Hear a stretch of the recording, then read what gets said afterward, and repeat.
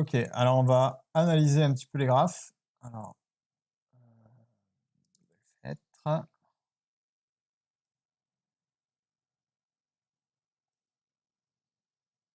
tac. Ah, bon, ça me fait plaisir pour le coup. Alors, on va reprendre un graphe à peu près neuf.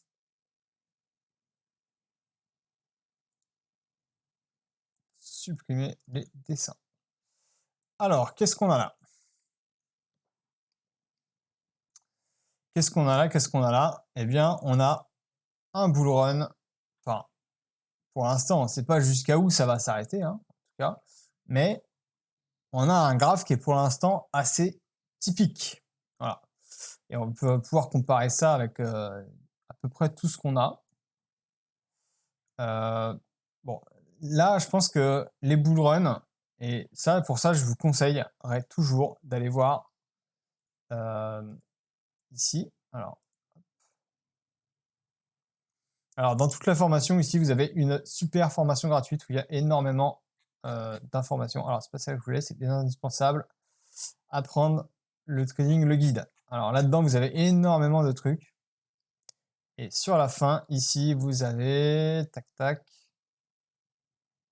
Alors, le site est un peu lent. On est en train de le refaire. Ça arrive. Voilà. Apprendre le momentum et la price action. Donc ça, c'est quelque chose que vous devez absolument regarder. C'est extrêmement qualitatif. Alors, ça dure 15 minutes, mais ça va vraiment vous permettre de vous situer dans le bull run. Et qu'est-ce qu'on apprend là-dedans? Eh bien, on apprend que, en général, la plupart des marchés marchent en 3 vagues. Donc, alors ça compte pas vraiment parce que ça, c'est crash Covid, machin. Quand c'est un excès comme le crash Covid, je suis pas sûr qu'on puisse vraiment le compter. Pour moi, c'est un petit peu à part. Donc, ça compte pas vraiment parce que c'est vraiment un excès. Voilà. Mais là, on a vraiment la première vague. Donc là, c'est les premiers acheteurs. Voilà, c'est les premiers acheteurs. On peut appeler ça la Smart Mini, par exemple. Ici, on va avoir les initiés, donc ceux qui connaissent ce qui se passe un petit peu. Voilà, ils ont vu qu'il se passait quelque chose, mais ils sont pas encore placés. Là, les mecs, ça se trouve, ils étaient encore short, etc. En général, on liquide énormément de shorts sur les premiers moves parce que les gens sont extrêmement baissiers sur les bottoms. Voilà. C'est pas moi qui fais les règles, c'est souvent comme ça. Là, on a beaucoup d'initiés et à la fin, on a l'euphorie avec les foules. Voilà. Donc là, c'est tous les nouveaux entrants, etc. C'est comme ça dans quasiment tous les bull runs. Celui-là, il est un peu plus complexe parce que voilà, mais on a bien une première vague, une espèce de deuxième vague là, voilà, et une énorme troisième vague avec énormément de foule qui était arrivée dedans. Même celui-là, regardez, une vague, premiers acheteurs, initié, dernier bull run, et en général, il faut savoir que le premier, en général, c'est des achats spot qui vont un petit peu en mode tranquille, on va dire. Les initiés, il y a un petit peu de levier, mais pas trop. Et la troisième, c'est vraiment toute la foule, l'euphorie au maximum. Et donc, du coup, dans l'euphorie au maximum, c'est pour ça que ça fait des paraboles. C'est que déjà, les gens, ils rentrent comme des fous au marché. Mais en plus de ça, eh bien, ils sont extrêmement nombreux. C'est là où il y a le coiffeur qui vient de nous expliquer qu'il a acheté du Bitcoin. C'est voilà, il l'a acheté ici, quoi. Et c'est souvent comme ça que ça se passe. Parce que je pense que même encore la première phase ici, c'est encore vraiment les initiés. Mais vraiment sur la toute dernière fin, plus toute la consolidation, c'est vraiment tout le fin fond des retails qui arrivent dans les marchés. Voilà. Et c'est pour ça que souvent il y a une, deux vagues, une, deux et trois vagues. Voilà. Et là, du coup, où est-ce qu'on en est? Je vous laisse faire le compte. Alors là, ça fait combien? 1, 2 et ben ça fait 3. Donc, je ne sais pas exactement comment ça va se passer, mais dans l'ordre des choses en général, la première vague est, on va dire, de taille petite, la deuxième de taille moyenne et la 3 un peu plus grande. Ce sont des généralités. Peut-être que ça ne va pas se passer, etc. Mais il a l'air quand même d'être probable qu'on ait du coup une troisième vague qui soit un peu plus haute. Et quand est-ce qu'elle arrive, cette vague? Eh bien, elle arrive encore une fois dans un climat de peur extrême. Voilà. Ici, c'était l'USDC. Bon, là, c'était FTX. Alors, c'est pas systématique qu'il y ait un truc chaotique comme ça, mais souvent, là, il y avait Coinbase, il y avait Binance, enfin voilà, il y avait un climat de peur qui était énorme. Euh, j'ai rarement vu aussi peu de monde actif sur le Discord Pro. il y avait vraiment personne. Alors que pourtant, bah, on sait que normalement, en tant qu'initié, on est censé être là. On est censé savoir qu'il y a des trucs qui se passent, mais je vous dis, c'est dur, hein, même moi, je l'assume volontiers. J'ai commencé à passer un peu de bière dans ma tête par là, hein, donc j'assume, hein. Mais j'ai su assez rapidement switcher de biais. Voilà, quand j'ai vu qu'il y avait de la force, etc., j'ai assez vite switché de biais, mais voilà, même moi, j'ai eu un peu peur ici. Je me suis dit, tiens, ok, c'est pas bon ce qui se passe, quoi. Je sens que ça va casser, machin. Voilà, dès que j'ai vu vraiment de la force, ok, là, j'ai changé ma façon de voir, et puis je suis rentré, quoi. J'ai fait d'assez bonnes perfs, je suis assez content de moi. Donc voilà, qu'est-ce qui se passe? Alors par contre, voilà, c'est pas forcément le moment de FOMO non plus parce que évidemment, on est sous une résistance majeure qui est, pas n'importe quelle résistance, c'est à la fois celle-là qui est donc importante, mais aussi, vous voyez, c'est, la résistance majeure de tout ça, quoi. Donc là, on est vraiment sous le bull run et cetera. Il n'empêche que les probabilités vont quand même, à une dernière hausse. Voilà. Si je peux vous partager mon graphe perso, moi, j'ai comme objectif. Alors là, j'ai quand même un. Alors, j'essaie d'implémenter ça, les moyennes mobiles 666. Alors, vous pouvez faire les tests. Moi, je trouve ça. S'il y a des gens qui parlent, désolé.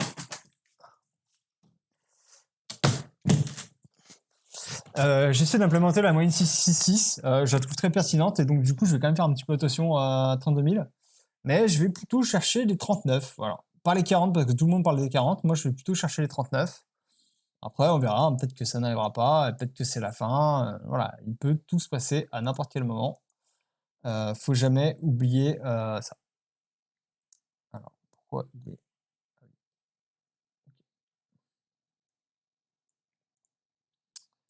Donc voilà, je reviens sur le graphe. On va réanalyser un petit peu la price action et voir comment l'optimiser et surtout comment le trader. Ça, c'est le plus important. Est-ce qu'il y a des questions sur tout ce que j'ai dit là? Alors, mon avis sur les news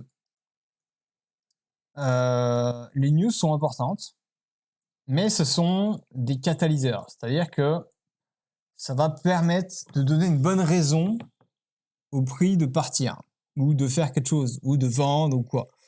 Mais ça va donner une bonne raison. C'est-à-dire que si les gens veulent acheter, imagine, on veut acheter pour 100 millions,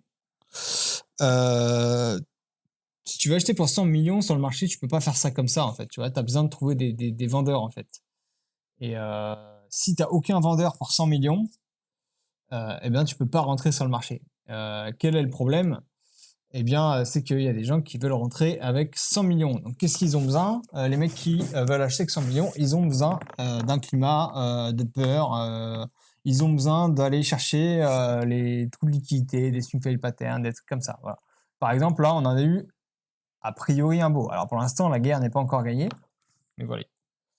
Qu'est-ce qu'on a eu là? Là, on a eu un espèce de support. Et on va l'analyser après pourquoi, sur comment trader le bull run, mais ça, c'était un support qui était a priori très important, parce que surtout cette partie-là, c'est la méthode qui avait marché jusqu'ici. Donc, qu'est-ce qu'on a fait? On a cassé ça.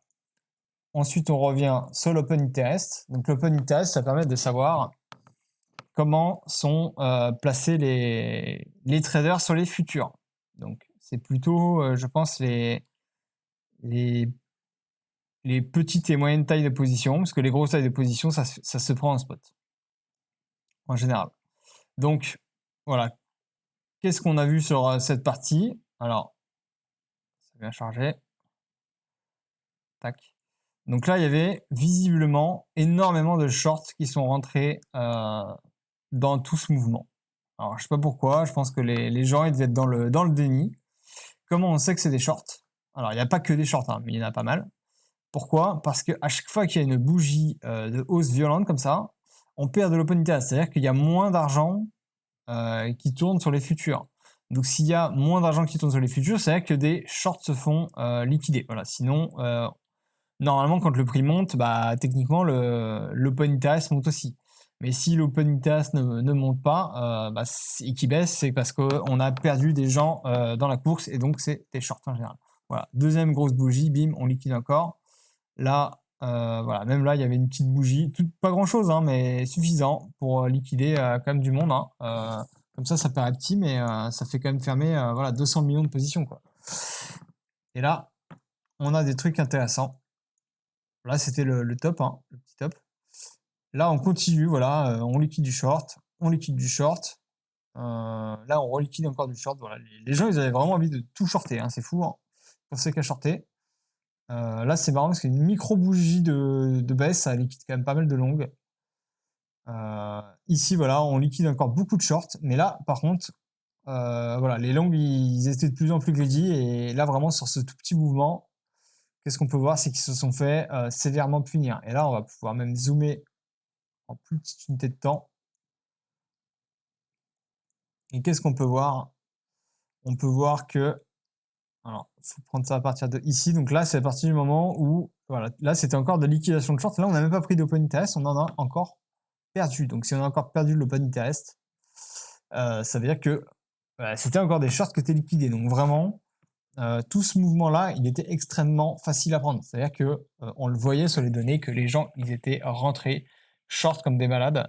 On avait les news qui étaient en soi extrêmement bullish. Je parle du coup de BlackRock, de tous les fonds d'investissement et tout qui veulent rentrer sur les cryptos. Enfin, je veux dire, c'était une des meilleures entrées qu'on avait quand même depuis assez longtemps, je pense. Donc voilà, c'est sûr qu'on avait peut-être encore des raisons plus ou moins d'être méfiant, mais c'était quand même un trade qui était quand même excellent dans un climat de peur. Donc je comprends qu'on puisse avoir peur. Mais en soi, si on reprend les faits après coup, on se dit, bah oui, c'est vrai que c'était vraiment extrêmement évident. Et les plus professionnels et les plus initiés l'avaient très bien remarqué. Et je sais qu'il y en a qui se sont bien fait plaisir avec des longs absolument énormes. Et qu'est-ce qu'on voit ici? Eh bien, c'est que voilà, les longs, leur technique qui ne marche plus, parce qu'avant, en fait, on n'avait absolument aucun moment où on a un creux plus bas que le précédent, quoi. Je veux dire, le premier mec qui met n'importe quel long, n'importe où, il est jamais dans le rouge. Voilà. À part si il a pris vraiment sur un petit sommet là, il va avoir des petits moments où ça va baisser, mais s'il met son SL sous le creux, il a jamais de problème. Donc là, voilà, ils mettent tous leur SL sous le creux, et qu'est-ce qu'on voit? Eh bien, dès qu'on baisse un tout petit peu là, à partir de là, encore ça allait, parce que là c'était juste sous le creux, mais voilà, un tout petit peu en dessous, bim, on commence à retirer énormément de longs qui se font punir. Pourquoi? Parce que les gens mettent leur stop loss vraiment juste en dessous du dernier creux. C'était la stratégie qui marchait jusque-là. Hein, voilà. Sauf que là, le seul problème, c'est que on était sous résistance daily, weekly, monthly, tout ce que vous voulez. Voilà. Donc, c'était plus trop le moment pour le faire.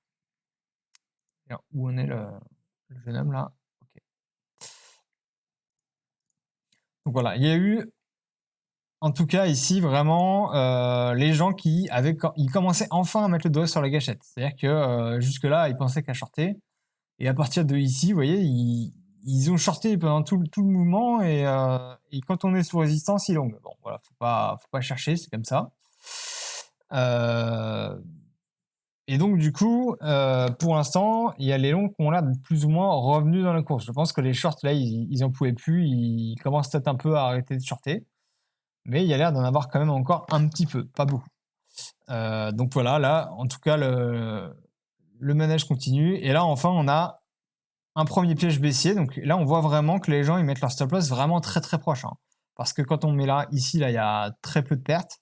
Par contre, la bougie d'après, qui va en soi pas super loin derrière, hein, bah là, elle prend quasiment tout le monde. Et je crois que si on se met en 1 minute, on va vraiment pouvoir voir en détail quelle bougie.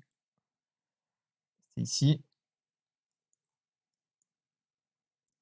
C'est vraiment ouais, sur la dernière bougie, donc à partir de là. Donc les gens, ils avaient leur stop loss dans ce coin-là, quoi. Et là, c'était cadeau, quoi. Je veux dire, là, ça a vraiment liquidé profondément. Et on voit que c'est même pas sur la dernière bougie. En général, c'est vraiment sur la dernière bougie où on liquide le plus de monde. Là, c'est vraiment sur cette bougie. Donc je pense que c'est vraiment les stop loss extrêmement courts. Donc là, voilà, on a des stop loss qui sont très très courts. Donc le marché va être tenté d'aller chercher un peu plus les stop loss très très courts. Voilà, et on revoit une deuxième prise de liquidité. Alors, est-ce que c'est la fin et que ça va repartir? Je n'ai pas la réponse. Il n'empêche que là, on a quand même été chercher les gens qui avaient leur stop loss sous cette zone-là. Donc, c'était probablement la zone principale.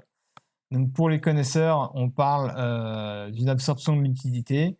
Et c'est un setup qui se trade avec le captain dans les bull runs. C'est le SFP, Swing Fail Pattern. Donc, il y a un webinaire complet sur le sujet. Est-ce qu'il y a des questions? Alors, tu comprends pas pourquoi il y a tant de shorts. Alors,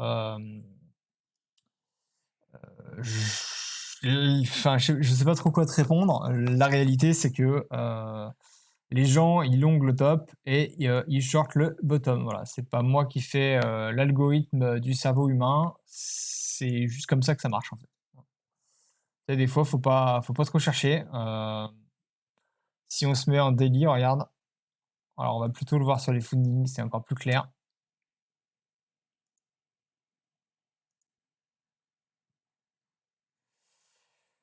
Voilà, je te laisse regarder où est-ce qu'il y a du rouge. Donc c'est l'endroit où il y a le plus de shorts. C'est pas moi qui fais les règles, hein. Bon, là, il y en avait pas trop. Je sais pas pourquoi il apparaît pas, mais en vrai, il y en avait, je pense qu'il y en avait plus que ce qui est affiché. Mais voilà. Là, bottom, bon, il y avait la crise de l'USDC, voilà. On peut comprendre que les gens, ils aient peur. Mais voilà, quand les gens, ils ont peur, bah, ça part, quoi. Là, bon, FTX, on peut comprendre qu'ils aient peur, mais c'est trop tard pour shorter, les gars. C'est là qu'on short, c'est pas à la fin du mouvement, vous voyez, c'est trop tard. Trop tard. Et encore, franchement, ils avaient le temps de sortir de leur short, hein. Le marché était clément avec eux, hein, parce qu'il aurait pu vraiment partir vite. Mais en général, un bottom met quand même un certain temps à se mettre en place, en fait. Et c'est vrai que ça peut être une erreur aussi de vouloir long trop vite ici, sachant que un bottom en général prend quand même un certain temps, voilà. Même si ça aurait pu partir direct, mais j'ai quand même l'impression que la plupart des bottoms, si on les regarde historiquement, par exemple ici, là si on prend en semaine, hein, voilà, ça a pris quand même 100 jours ici de bottom, hein, donc c'est super long. Bon, ici, ça c'est pas vraiment un bottom, mais voilà, ça a quand même pris voilà, 130 jours. Là, on a eu combien de temps? On a eu 2 mois. Donc voilà, même si on prend tout ça en compte, hein, parce qu'en vrai, je pense qu'on peut tout prendre en compte, ça a pris 200 jours en fait. Voilà. Ça, ce serait peut-être pas arrivé s'il n'y avait pas eu FTX. Voilà, c'était vraiment la peur maximum là. Donc voilà, c'est comme ça. Les gens, ils shortent le bottom. Voilà, tu vois, regarde. Je pense que là, il y avait un. Pourquoi c'est pas affiché, c'est chiant. Ouais, bah un des endroits les plus shortés, c'était ici, quoi, je pense. Et là, c'était bah, le bottom du mouvement, quoi. Et là aussi, voilà, hein, ici. Donc c'est comme ça. C'est comme ça, c'est les émotions humaines. Et je ne veux pas dire que ça m'arrive pas à moi aussi. Ça m'est déjà arrivé de vendre le bottom et de paniquer. Ça arrive à tout le monde. C'est les émotions humaines qui sont faites comme ça, en fait, pour te faire les pires choses. Et c'est pour ça que le marché, c'est un jeu à somme nulle et que le but, c'est de piéger les autres acteurs, en fait. C'est-à-dire que les autres acteurs, bah, leur but, c'est de te piéger toi pour gagner ta thune, en fait. Sauf que c'est sur une table de poker géante. Tu vois. Tu vises personne en particulier, tu vises le marché. Mais le marché, c'est la majorité et les émotions humaines au global, en fait. Donc, toi, ton but, c'est de gagner là-dedans. Et c'est de savoir qu'est-ce que la majorité va faire. Mais est-ce que ça veut dire qu'il faut être tout le temps contre la majorité? Non, mais il faut savoir quand s'en extirper. Voilà. C'est-à-dire que là, tu peux jouer contre la majorité. Bon, même si on peut pas vraiment dire que la majorité soit vraiment toujours longue ici. Mais voilà, la majorité ici, à partir de là, la majorité était longue. Voilà, ici aussi. Faut pas forcément toujours être contre. Voilà, il y a des moments où il faut jouer avec. Par contre, il faut savoir comment sortir de la vague. Parce que voilà, la vague, elle est là. La vague, elle continue. Mais on va dire qu'à partir de ici, le bull run, il était fini. Voilà. Si tu es un initié, tu dois commencer à dire, OK, là, on a fait une vague, on a fait deux vagues, on a fait trois vagues. La vague, elle est toujours un peu plus grande à regarder en termes de taille. Alors, il faudrait mettre en logarithmique, mais je sais pas pourquoi j'y ai plus accès. Mais en tout cas, voilà, première vague, elle est là. Enfin, si on reprend la même taille là, voilà, la deuxième elle est fait bon là c'est pas systématiquement ça, hein, mais regardez, elle est toujours un peu plus grande, hein, si on prend jusque là. Voilà, à chaque fois c'est un petit peu plus grand. Donc voilà, on a eu 3 vagues. Si on voit que la troisième vague est déjà bien avancée, c'est peut-être le moment où il faut se dire bon, ok, là j'ai pris mes gains, je vais encore trader, je peux encore le faire, mais on va commencer à vendre et vraiment vendre. C'est-à-dire on va pas. Le problème, c'est que en général, les gens, ils sont sous-exposés ici, ils sont moyennement exposés là, et ils sont surexposés ici. C'est là où ils vont commencer à prendre des leviers de ouf, etc. Dans le cerveau, ça se comprend. D'un point de vue logique, c'est pas bon. Voilà. Il faudrait plutôt faire l'inverse. Il faudrait se surexposer ici. Voilà. Bon, là, personne n'a envie de le faire, hein. Il faut s'exposer, bah, pourquoi pas moyennement là, et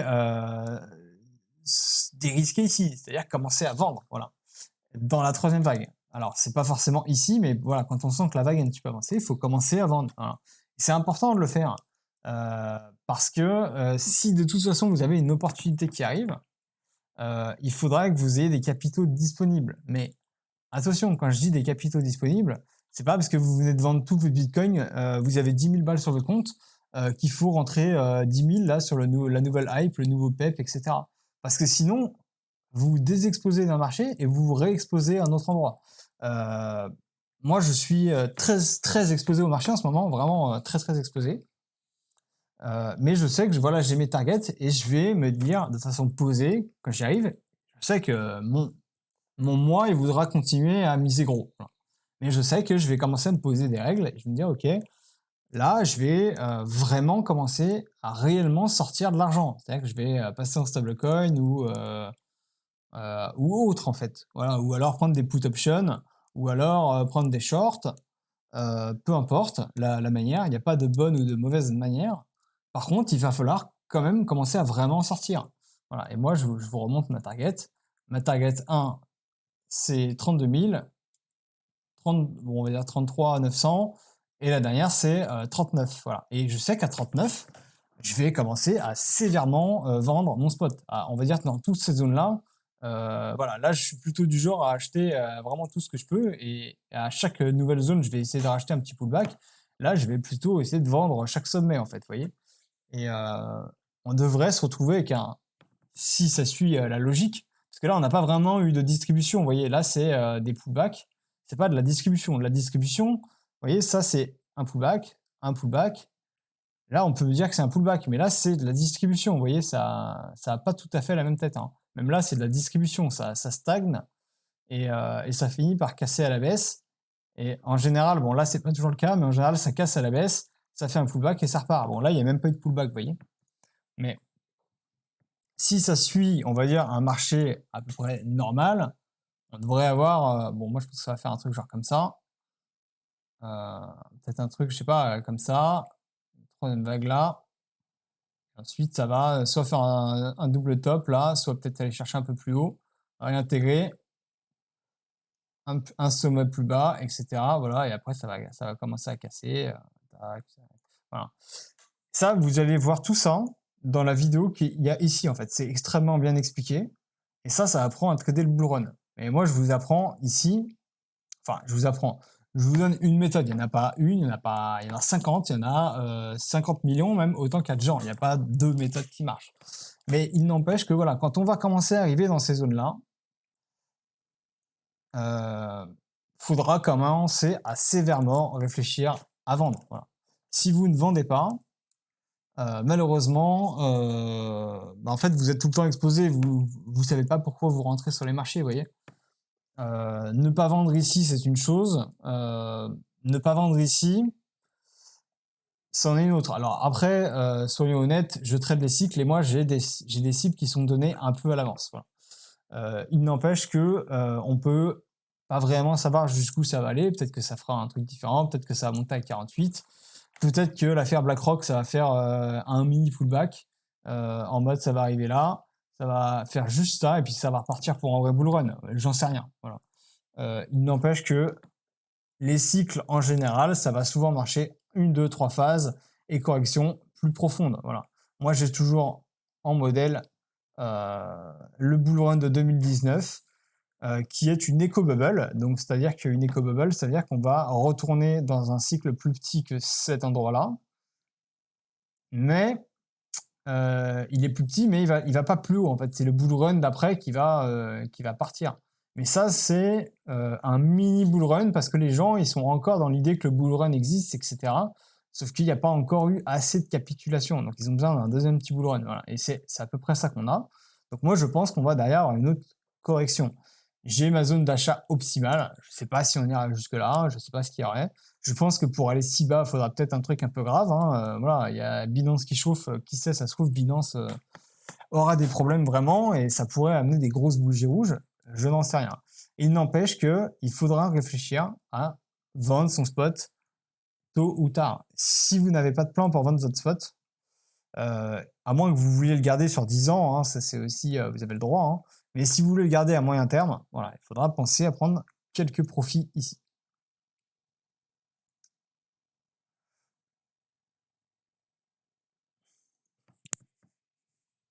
Donc voilà. Alors, les questions. On ne peut pas savoir si c'est des shorts ou des longues. Bah, c'est compliqué, mais on peut essayer de le deviner. Voilà. Voilà, on peut utiliser les fundings. C'est une indication. Voilà. Faut savoir que les fundings de base, ils sont à 0,1. Parce que de base, dans les fundings, tu as une taxe qui est prise par l'exchange. Parce qu'ils te font un prêt, en fait. Quand tu traites sur les futurs, ils te font un prêt, en fait. Et du coup, tu as un prêt qui est à un taux de 0,01 tous les 8 heures. Donc ça, c'est le taux de base. Alors, il y a un élève là qui nous avait expliqué ce que c'était que la différence entre les deux. Enfin, bon, j'ai déjà oublié, mais en vrai, c'est pas extrêmement important. Moi, je prends plutôt ceux du bas, mais bon, il ne veut pas stresser. Voilà. Donc, si déjà on est en dessous de cette zone-là, c'est qu'il y a très peu de long. C'est-à-dire que normalement, il y a déjà quand même beaucoup de short parce que le prix de base, sans qu'il se passe rien, il est ici. Donc, si jamais on a des fundings négatifs, ça veut dire que le prix il est décorrélé un peu à la baisse et le prix spot est plus cher que le prix futur. En général, pour qu'il se passe ça, vu que les gens ils ont tendance à naturellement plus long que short, il y a souvent plus de long que short dans un marché normal. Hein, c'est normal, les gens parient plus à la hausse qu'à la baisse, c'est normal.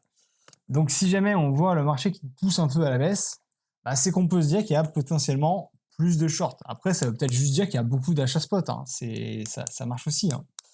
Mais vu qu'il y a des arbitres qui sont là pour équilibrer, etc., c'est qu'il y a des chances qu'il y ait plus de short. Est-ce que ça veut dire qu'il y a forcément plus de short? Non. Voilà. Rien n'est jamais affirmatif. Ça reste une pièce du puzzle. Voilà. Ensuite, on va retourner sur l'open interest et on essaie de deviner en fonction de ce qui monte, de ce qui baisse, qu'est-ce qui est impliqué là-dedans. Tu vois, on voit le prix qui monte comme ça et l'open interest qui baisse, alors on se dit, ok, là on vient de cuisiner des shorts en fait. Parce que si c'était un prix normal, l'open interest aurait explosé en même temps que le prix. D'ailleurs, si on revient sur l'idée, de tac tac, voilà, du prix ici, si jamais on rentre en euphorie là, je peux vous assurer que l'open interest, ce sera plus des liquidations de short. Si on rentre vraiment dans une euphorie et qu'on fait ça là, voilà, je sais rien, je dis ça comme ça, hein, voilà, qu'on monte à 40. Je mets une ligne droite, hein, mais ce sera jamais une ligne droite. Hein.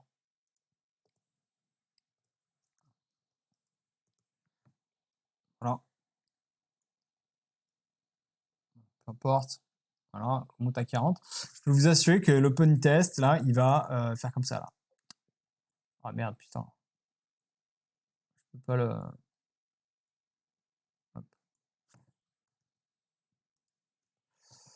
Voilà, l'open test, vraiment, sur les dernières phases, il va exploser comme ça, en fait.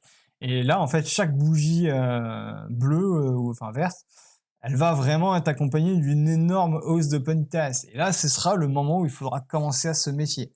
C'est souvent ce qui se passe. La dernière phase, c'est la phase euphorique. C'est les gens, ils vont se surexposer à cet endroit-là. Comme j'ai dit, voilà, ils sont sous-exposés ici. Il y a très peu d'open, enfin ici, pardon, en daily. Alors là, je l'ai monté vachement haut, hein, c'est caricatural, hein, ça, je pense que ça montera peut-être pas si haut, hein, j'en sais rien. Je sais pas comment ça va monter.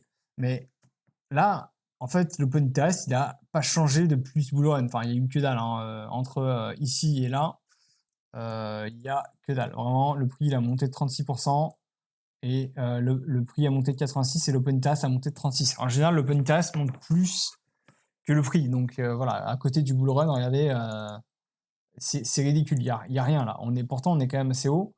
Et si on compare entre ici et là, vous voyez, on est toujours plus bas. Alors que là, c'était en plein bear market et les gens étaient désintéressés. Voilà. Là, on est dans un endroit où on reprend de l'euphorie et pourtant l'open interest est plus bas. Il n'est pas non plus énormément plus bas, mais il est quand même plus bas. Voilà, par rapport à FTX, ici, là, l'open interest était vachement plus haut que là, en fait. Enfin, vachement plus haut. Il était quand même, il y avait quand même 2 milliards en plus d'ajouter, quoi, avant FTX. Donc voilà.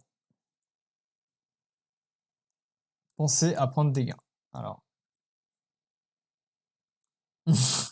Ouais, je sais pas si je pouvais te citer, c'est pour ça, mais oui, c'est le collègue Blue Lamar, hein, qui nous a expliqué ça. Si tu veux copier-coller ta réponse, tu peux. Donc voilà, voilà. Alors, comment trader le bull run? Là, c'est ça qui va nous intéresser. Alors, on va reprendre un graphe vierge. Donc là, par exemple, on peut garder en tête cette zone qui est du coup une grosse résistance en daily, monthly, etc. C'est bien de l'avoir en tête, hein. Ça va nous servir. D'ailleurs, pour info, voilà, regardez, ça c'est cadeau, hein. Ça c'est la EMA 666 en 4 heures. Vraiment, ça donne des informations super pertinentes. Je sais pas qui c'est qui est encore derrière tout ça, mais voilà, en tout cas, c'est quand même vachement pertinent. Et moi, je suis rentré sur la cassure ici, là. Je suis rentré vraiment sur cette bougie. Dès qu'elle a cassé là, je suis rentré ici et j'ai mis mon stop loss juste en dessous. Voilà. Parce que soit, en général, ça casse et ça part. C'est vraiment, quand elle casse, en général, c'est vraiment explosif. Soit ça réintègre direct, soit ça rejette, soit ça casse direct. Il n'y a pas vraiment de demi-mesure. Alors bon, des fois, voilà, il y a des petits excès, mais souvent, voilà, ça va être des petites mèches. Voilà, des petites mèches comme ça. À chaque fois, ça va rebondir dessus. Là, voilà, ça donne vraiment le bottom. Mais oui, ça dépasse pas beaucoup, hein, vraiment. C'est une stratégie, je vais pas la donner tout le temps, mais je pense elle est pas mal, hein. Je suis en train de la travailler. Et là, ça donne les mèches. Voilà, là aussi, là aussi. Alors, comment travailler tout ça? Donc, déjà, il faut être capable de remarquer quand est-ce qu'on a de la force et quand est-ce qu'on n'en a pas. Donc, on a pu voir qu'on avait quand même de la force ici. Et comment on l'a vu, en fait? Alors, c'est un peu hypocrite de dire ça parce que franchement, moi ici, j'étais short, hein. Il y en a qui le savent, parce que, je sais pas, moi j'avais un petit déni ici. Je vous ai dit, hein, au bottom, j'étais pas très serein, mais j'ai su assez rapidement changer de biais. Et ça, c'est assez important parce que voilà, ça peut arriver à tout le monde de faire des erreurs et de shorter là et de me faire péter ici, etc. Ça arrive, ça m'a coûté un peu cher d'ailleurs, mais c'est pas grave parce que j'ai su remarquer quand même qu'il y avait de la force. Et je me suis dit, bon, ok, ok, j'ai fait de la merde. Euh, et je me suis dit, ok, là, il faut quand même que je commence à me réfléchir à charger. Et en fait, qu'est-ce qui se passait? C'est qu'il y a tout le monde ici, là, qui disait, moi, j'attends un pullback ici plus profond. Je sais plus où les gens le voyaient, ici, ouais, peut-être là, je crois que c'était là. 25 500, un truc comme ça. Attendez, je l'ai sur mon graphe. Voilà, tout le monde attendait les 25 700. C'était le pullback. Voilà. Tout le monde dit, ok, on est là, on va faire ce pullback ici, et on repart, et moi j'achète là. Et devinez qui c'est qui a été fill ici? Eh bien, personne. Voilà. Et c'est là qu'on voit qu'on a de la force. C'est-à-dire que le mouvement, là, il n'y a pas de place pour le pullback. Et ça, c'est ça qu'on appelle avoir de la force. Alors ici, on a eu un swing fail pattern. Voilà, ok. On avait fait une belle absorption de liquidité, mais c'était une absorption extrêmement rapide, explosion. Voilà. très très puissant, très très fort, mais aucun pullback. Et là, on va prendre notre outil préféré, Fibonacci. On va le tracer comme ça. Bon, là, c'est pas celui-là que je... Bon, il marche pas sur le premier, mais en général, sur les bull runs, on va chercher des consolidations sur les 0,236. Bon, là, d'ailleurs, on peut voir, en traçant le Fibonacci, que ça fait un pullback parfait sur le Fibonacci. Donc voilà, ça peut être une stratégie aussi, ça peut être de laisser des ordres sur les bouts de mèche ici. Je pense pas qu'un ordre, enfin sur le Bitcoin en tout cas, il passe de ici à là, voire tout en bas d'un coup. Ou alors il faut vraiment qu'il y ait une très mauvaise news. En général, le prix va niveau par niveau. Donc si on est ici et qu'on met un ordre par exemple ici, en vrai, ça donne des chances assez significatives de choper des ordres intéressants. Ça peut être des stratégies à faire. Attention, quand vous faites ça, ça reste de l'achat de couteaux 1. Et 2, le risque aussi, c'est d'oublier les ordres. Vous voyez, le prix descend doucement, vous oubliez l'ordre, hop, vous êtes fil et puis le prix casse à la baisse, par exemple. Ça peut arriver. Moi, j'ai déjà oublié des ordres qui vont coûter très très cher. Ça se compte en SMIC, voilà. Parce que j'avais oublié des ordres et ça m'avait pas très très bien mis à ce moment-là. Donc attention, quand vous laissez des ordres, ça peut vraiment faire de mauvaises surprises. Mais ensuite, voilà, on garde en tête ce bottom là, et là on va tracer chaque zone, voilà, comme ça, et on essaye d'acheter la zone ici des 0,2, ou du moins on va mettre le stop loss pas juste en dessous, mais on va dire à peu près à la moitié, voire les 3/4 de cette zone. Et en fait, normalement, cette méthode, elle va fonctionner sur les périodes où il y a de la force. Cette méthode ne fonctionne que pendant qu'il y a de la force. C'est-à-dire qu'il y a des méthodes qui vont marcher dans les ranges, des méthodes qui vont marcher dans les price action, on va dire, les plus classiques. Donc tous ces endroits-là, là, avec des petites tendances, des trucs comme ça. Tout ça, vous pouvez garder ça en tête. Donc là, c'est des ranges, des machins. Et ici, vous avez quelques endroits dans tout le bull market qui ont cette price action-là. Et c'est que à ces endroits-là, en fait. Ici, mais ça va être aussi toutes ces périodes-là, en fait. Voilà, tout ça. Tout ce qu'on a ici. Ça fonctionne de la même façon. Et ça, il faut être capable de le remarquer. C'est plutôt un travail, du coup, pour les initiés, quand même. C'est pas facile à... C'est pas forcément facile de détecter quand est-ce qu'on change de tendance. Donc pour ça, vous pouvez par exemple écouter le cap, être membre du Discord Pro. Par exemple, il va faire des briefings tous les matins presque pour vous expliquer les marchés, etc. Et pourquoi pas, lui, il sait sentir les marchés, il sait sentir quand il y a de la force. Et donc ensuite, on revient là-dessus. On sent qu'il y a de la force. Là, on ne peut pas encore trop le savoir, on peut s'en douter, hein. On est sur un bottom, il y a un... En tout cas, on pouvait se douter que dans cette zone-là, le chaos était maximum. Alors, oui, ça aurait pu très bien continuer, etc., etc. Mais là, il y avait un niveau de peur qui était extrême. Donc, quand il y a un niveau de peur qui devient extrême, on peut se dire, OK, on n'est peut-être pas très loin du bottom. On peut toujours continuer beaucoup plus bas, mais on n'est peut-être pas loin, quoi. C'est le moment d'y réfléchir. Et là, déjà, on a commencé à changer la price action en faisant un sommet plus haut que celui-là. Déjà, intéressant.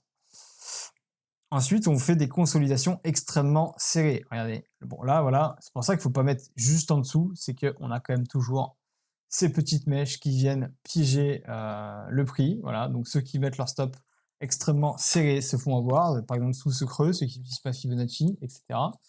Ils vont tous se faire stopper. Voilà. Donc là, on peut même le remonter comme ça, et à chaque fois, on peut le remonter, vous voyez, et quand on le remonte, à chaque fois, ça va nous donner des informations différentes, vous voyez. C'est la méthode de la conso serrée. On peut remonter, voilà, ça nous donne au fur et à mesure. Alors, soit vous pouvez remonter petit à petit votre stop, soit vous pouvez quand même vous laisser un peu de marge. Voilà, quand il y a de la force, on n'est jamais à l'abri éventuellement d'un pullback sur les 0,3. C'est rare, mais ça peut arriver. Voilà, ça peut arriver. Donc voilà, là, ça c'est des moments qui ont de la force et c'est comme ça qu'on les trade. Donc là, on avait un long range. Donc ça, on le sait après que ça va partir, mais une fois que ça part, il faut être capable de changer son Fibo et recommencer à partir de plutôt ici. Voilà. Même si au début, on peut quand même le garder là, ça nous laisse plus de marge. D'ailleurs, c'est juste que ça va nous faire envoyer des price action plus grandes comme ça. Ça nous laisse plus de marge. Mais je pense qu'il est moins pertinent de le garder comme ça. On va le mettre de côté. que de reprendre du bas ici et de chercher des consolidations là-dedans. Regardez, hop. Voilà, donc là, on se remet là-dedans. On va se mettre en 5 minutes, ce sera plus précis. Voilà. Parce que quand c'est explosif, bah moi j'ai tendance à réduire les unités de temps parce que c'est là qu'on va eh bien voir en précision ce qui se passe. Et à chaque fois qu'on se met ici, par exemple, voilà, on le remonte. Voilà, et au fur et à mesure, on peut le remonter. Vous voyez, il ne faut jamais mettre pile en dessous parce qu'il y a toujours un petit piège. Donc, moi, je conseille voilà, les 2/3, 3/4, etc. Vous êtes beaucoup plus tranquille que la moitié. Ça peut arriver une petite mèche un peu mesquine. Voilà. Et là, donc, du coup, bah, chaque pullback, techniquement, vous pouvez rentrer. Voilà. Quand j'ai fait un live mardi, je peux vous assurer que là, ça a l'air tranquille, mais quand on est là, franchement, est-ce que vous avez envie de rentrer là-dedans? Pas de pullback. La méthode classique, c'est pullback ici, c'est pullback ici, c'est pullback là, éventuellement. Voilà. La méthode classique, là, vous rentrez pas. Voilà. Sauf que nous, on était un peu initiés là-dedans et on sait que c'est des consos serrés. On va chercher un pullback ici pour repartir. Voilà. Donc là, voilà, ça fait peur de rentrer là, hein, je vous le dis, hein, ça donne pas envie. Hein. On se dit, ok, premier pullback, le risk-reward, il n'est pas forcément très bon. Mais en fait, non, le risque ici, une fois qu'on a de la force, c'est de ne pas rentrer. Voilà. Donc voilà, pullback très serré, etc. Et ça continue, etc. etc. Et là, quoi qu'on fasse, vous voyez, jusqu'à ici, on n'est jamais pris au stop loss en faisant cette technique. Voilà. Tac, tac. Voilà. Jusque-là, ça marche pas. Jusque-là, ça marche pas. Et là, qu'est-ce qu'on a? La première fois, ici, les gens qui mettaient leur stop loss juste sous le creux, eh bien, ils se sont fait tous SL ici et c'était assez violent, comme on a pu le remarquer sur l'Open Interest tout à l'heure. Donc voilà, la façon de trader les bull runs, c'est d'utiliser ça. Alors après, voilà, soyons clairs, cette méthode, on peut l'appliquer comme ça, mais il faut quand même être capable de timer les endroits qui sont importants. Voilà. Par exemple, ici, on est sous une résistance majeure, comme on a pu le voir en daily. C'est ici. Donc voilà, ici, il faut faire attention. Là, cette méthode, elle va un peu moins s'appliquer ici. C'est-à-dire qu'elle va s'appliquer vraiment pendant tout le long. Mais une fois qu'on est à partir de là, ok, on commence à prendre moins de risques. On est censé soit dérisquer, soit arrêter de rentrer, quoi. Je veux dire, c'est... Ou alors si on rentre, on peut le faire, hein, mais vraiment, il faut le faire ça avec un stop serré, etc. En mode trading, on sait où on rentre, on sait où on sort, on sait ce qu'on tente, on fait éventuellement des petits mouvements, etc. Mais à partir de là, on peut avoir éventuellement une correction un peu plus profonde. Voilà. Je ne sais pas jusqu'à où ça va aller. Ça peut aller jusqu'à n'importe où, même ici, j'en sais rien. C'est peu probable, hein, mais c'est possible. Moi, je pense qu'on peut quand même tenir cette consolidation serrée et éventuellement repartir. C'est quelque chose qui est possible. Mais peut-être qu'on va corriger plus profond. Voilà, je n'ai pas la réponse et personne n'aura cette réponse. Tout peut arriver. On peut encore jouer la consolidation serrée. C'est possible. Mais on est sous résistance majeure après une grosse hausse. Donc, ça rajoute des risques. Et si jamais vous rentrez en consolidation serrée là-dedans, il n'y a pas de souci. D'ailleurs, on peut voir là, il y a eu une belle absorption de liquidité, vous voyez, qui a été quasiment jusqu'à la moitié. C'est pour ça qu'il faut laisser un peu de place. Si jamais vous rentrez là-dedans, donc plutôt en bas, hein, si possible, hein, ou dans la bande basse, là, il faut que vous prévoyez obligatoirement un stop loss. Voilà, vous savez pourquoi vous rentrez, pourquoi vous sortez. Là, vous ne pouvez plus vous permettre de rentrer sans stop loss et voir le prix dégringoler de 6 ou 7% avec vous dans le mal. Surtout si vous utilisez des leviers, ça va mal finir. Voilà. Donc, vous pouvez rentrer, mais ayez un plan construit, sachez pourquoi vous pouvez le faire, etc. Si vous ne savez pas, faites très attention. Est-ce que vous avez des questions là-dessus? Ok, j'avais pas vu qu'il a été chercher ça. Ok, alors le chétin, pas mal le 6. Quel indicateur? La ligne rouge, bah, c'est la MA 666. Tu fais ça qu'avec des petites UT. Alors, je sais plus de quoi tu parles, de ma PA. Alors moi, j'adore lire le 3 minutes, mais j'aime bien le voir en 3 minutes, mais je le traite pas en tant que 3 minutes en fait, tu vois. C'est juste pour le voir dézoomer, voir ce qui s'est passé, précisément à chaque endroit. Mais en réalité, je le traite comme si c'était du 15 minutes, voire du 1 heure en fait, tu vois. je vais avoir ma PA en tête. Je sais où on en est là-dedans. C'est parce que j'ai la vision déjà globale que je peux me permettre de zoomer en 3 minutes. Mais faut pas oublier que voilà, ça c'est quelque chose que j'oublie parfois. Il faut être capable aussi de euh, reprendre des fois les bougies en 4 heures pour voir la tête de la bougie, parce que ça, des fois, on l'oublie. Voilà. Là, par exemple, on avait une étoile du soir, une absorption de liquidité. Voilà. Et les gens qui se codent en 4 heures, il y en a beaucoup, ça, ils voient, ok, ça va pas bon, ça va pas bon, il y a beaucoup de vendeurs là, etc. Alors, est-ce que ça veut pas dire que ça va pas partir derrière? Non, voilà, ça arrive, là, on avait des vendeurs, etc., parce qu'on était sous des résistances, c'est quand même parti. Voilà. Des fois, il y en a qui appellent ça les test pumps, c'est qu'avant de partir, il y a souvent un truc, hop, qui est souvent ravalé. Éventuellement, ça part un peu plus tard. Comme on est là, hop, ravaler, ravaler, et puis ça finit par partir, vous voyez. Donc, à ce niveau-là, alors, ça elle est chiante la MA par contre, des fois. Hop, voilà. Donc, moi, j'aime bien le 3 minutes pour vraiment voir précisément ce qui s'est passé. Mais en vérité, vous voyez, en 15 minutes, ça reste quand même assez clair. Euh, mais bon, des fois, voilà, ça donne des signaux un peu biaisés, hein, voilà. Là, on voit, par exemple, une énorme absorption. On se dit, ah tiens, bah, c'est peut-être pas bon, ça va peut-être corriger. Bah non, vous voyez, c'est rien passé, quoi. C'était juste un test pump, là, on pourrait dire d'ailleurs, hein. Hop, on teste, et après on lui repart, etc. Le test pump, j'ai découvert cette semaine, en fait, je connaissais pas le terme, mais c'est vrai que c'est assez pertinent. Souvent, il y a des petits bumps comme ça avant, vous voyez, un petit pump avant de partir, hein. C'est assez fréquent, en fait, hein. Donc, moi, j'aime bien le 3 minutes, mais c'est vraiment personnel. Alors,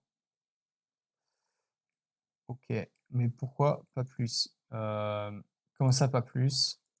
Tu peux trader en 1 heure, en 4 heures, ça dépend de ton style. C'est juste que en fait, quand tu es en train de trader un espèce de bull run comme ça, regarde, tu vois, même en 15 minutes, la courbe, elle tient à peine dans l'écran, tu vois? Il se passe tellement de trucs là-dedans que, je sais pas, moi, j'aime bien vraiment voir ce qui se passe précisément, tu vois? C'est vachement plus clair de le regarder comme ça qu'en 1 heure, par exemple, tu vois? Là, tu vois, tu peux pas vraiment trader ça, en fait. Là, en 1 heure, tu peux juste pas le trader, en fait. C'est impossible. C'est impossible. Par contre, si tu te mets en 3 minutes, tu reviens dessus, ah ouais, tiens, là, tu vois les creux, les machins, tu peux placer ton Fibo, tu peux chercher à rentrer, etc. Mais, encore une fois, tu peux te permettre de faire ça en 3 minutes si déjà tu as compris où tu en es en daily, que tu connais les résistances, etc. Alors moi, voilà, j'ai même plus besoin de le faire parce que j'ai déjà mon mapping, tu vois, qui est déjà prêt pour l'année à venir, là, tu vois, il est déjà tout préparé. Chaque ligne, je sais exactement ce que ça veut dire, etc. Et du coup, moi, mon mapping est déjà prêt. C'est-à-dire que quand je vais regarder mon graphe, même pas besoin de. Alors voilà, moi, c'est le bordel, hein. Mais je sais, voilà, que par exemple, ici, c'était une résistance majeure. J'ai même pas besoin de le regarder, je le sais, en fait, à l'œil sur mon graphe. Voilà. Pour la plupart des gens, c'est absolument illisible, mais pour moi, vu que c'est mon graphe, c'est lisible, quoi. Et donc, du coup, quand je suis là-dedans, voilà, je sais me repérer. D'ailleurs, là, j'avais une première résistance ici. Voilà, on a comme ça un petit peu buté là, puis c'est reparti, etc.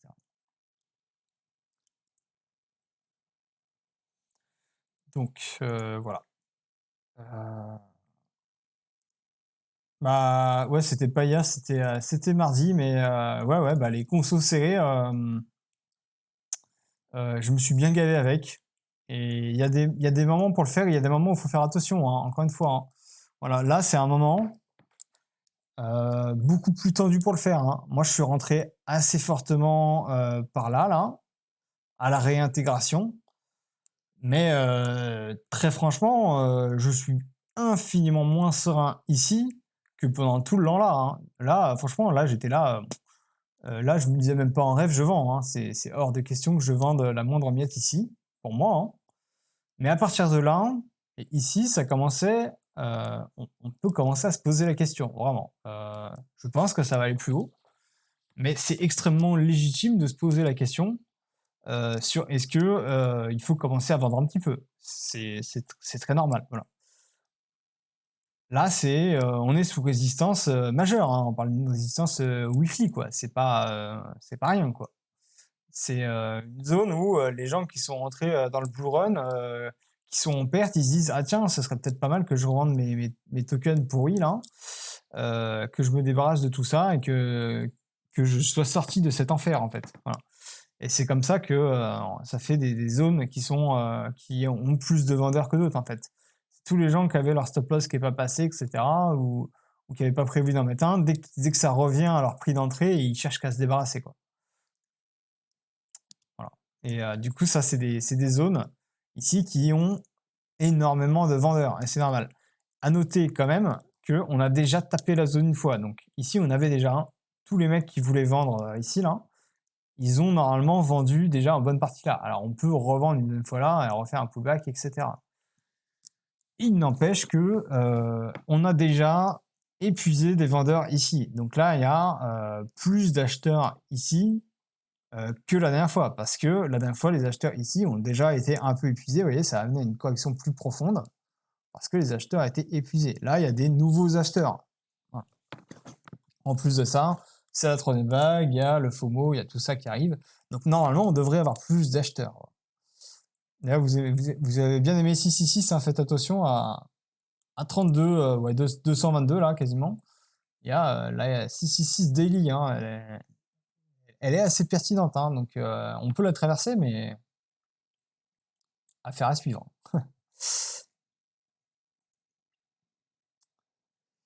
Tac tac, oui, voilà, c'est pour être plus précis. Voilà, voilà. Du coup, est-ce que vous avez des questions sur tout ça, sur trader le bull run? Je pense que je vous ai dit des trucs qui sont quand même assez intéressants, qui vont vous permettre de trader ça. Je l'aurais dit une dernière fois, ça c'est la méthode qu'on va utiliser uniquement dans ces phases boules ici, là. Voilà, dans tous ces endroits qui font du vertical. Voilà. Ça ne marche pas le reste du temps, évidemment. Les consos serrés en 0,2, ça ne marche que dans les phases explosives. Voilà. Et le marché, vraiment, va marcher comme ça, des phases explosives, explosives, explosives. Et à chaque fois, ça consolide. Voilà, là, ça va être éventuellement un peu de range, un peu de tendance baissière, de ci, de ça. Là, c'est du range, etc., etc. Ça, c'est des passages qui sont beaucoup plus chiants, etc. Mais dans les passages explosifs, la seule manière de trader ça, c'est comme ça. Et on peut reprendre l'historique.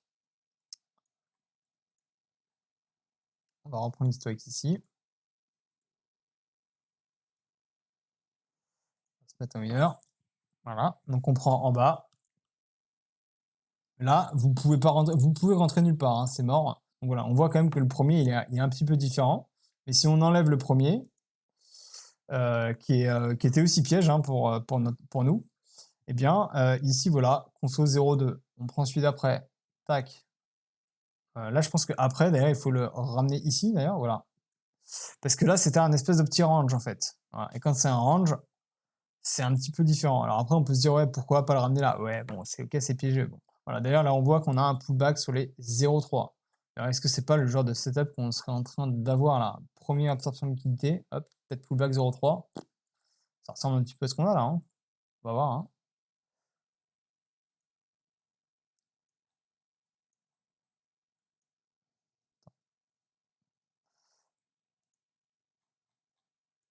Voilà, première absorption, peut-être qu'on en a une deuxième plus profonde par là, hein, je sais pas, hein, peut-être, peut-être pas. J'en étais où? Ici. Donc ensuite, on peut ravancer là, hop, on le remet là, vous voyez, conso 0,2 serré encore une fois. Voilà, là il faut les mettre là avant, ici, ensuite là. Voilà, et à chaque fois, ça continue, ça continue. Et même ici, regardez, ça continue. Voilà. Et là, qu'est-ce qui se passe après? On peut continuer à avancer. Conso serré 0,2. Là, on est en 1 heure. Attendez, je vais augmenter l'unité de temps. Pas que ça va faire. Voilà, 4 heures. Boum, et voilà, ça part.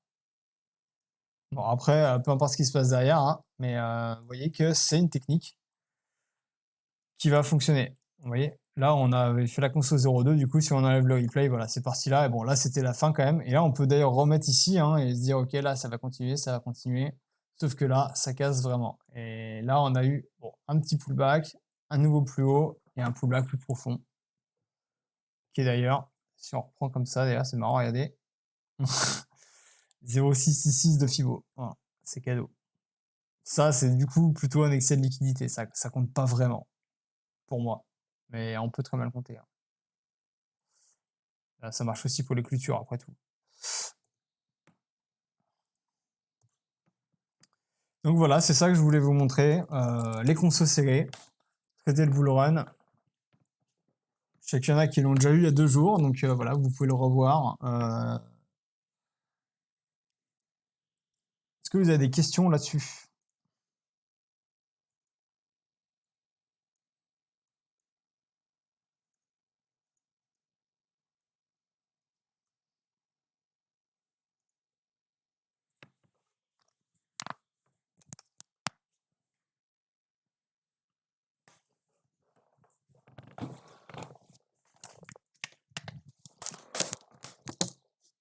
Alors, sur quelle UT observer la conso serrée?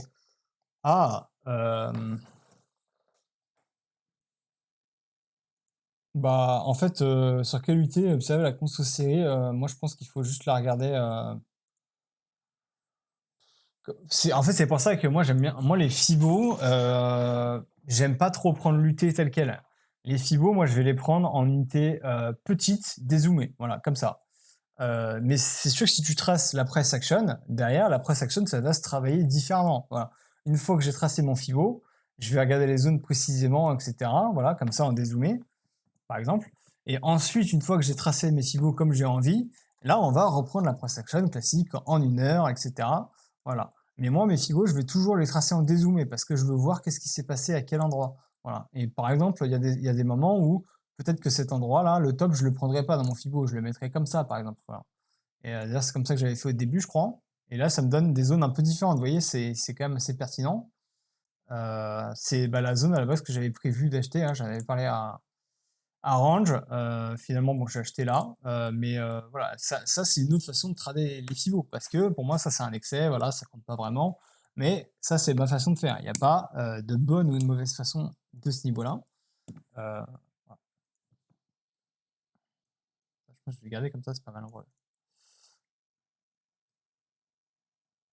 Et du coup, bah, moi, les fibos, je les prends en petite unité, plutôt dézoomé. Bon, là, c'est vraiment, je suis obligé de mettre en 3 minutes parce que c'est un truc explosif qui se fait en 1 jour et demi, là.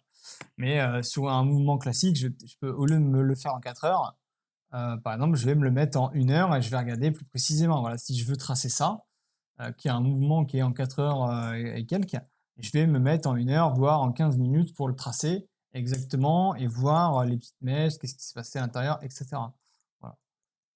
C'est comme ça que je trace les fibos personnellement. Après, on peut tous bêtement prendre le bas et le haut, ça marche aussi. Voilà. Ça, chacun son style.